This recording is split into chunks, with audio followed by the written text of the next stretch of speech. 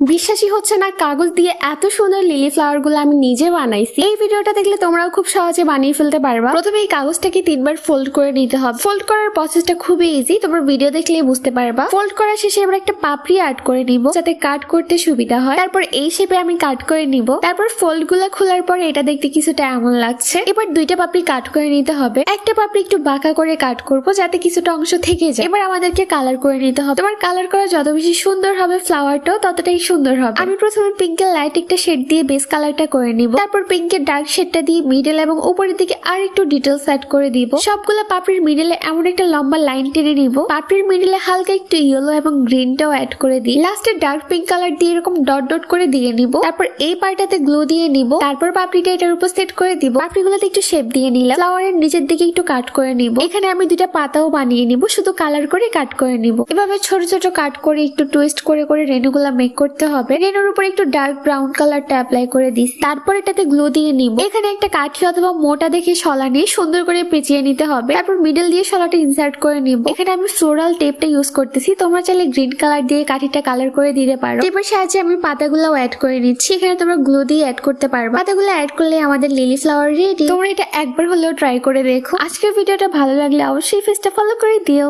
না, এটা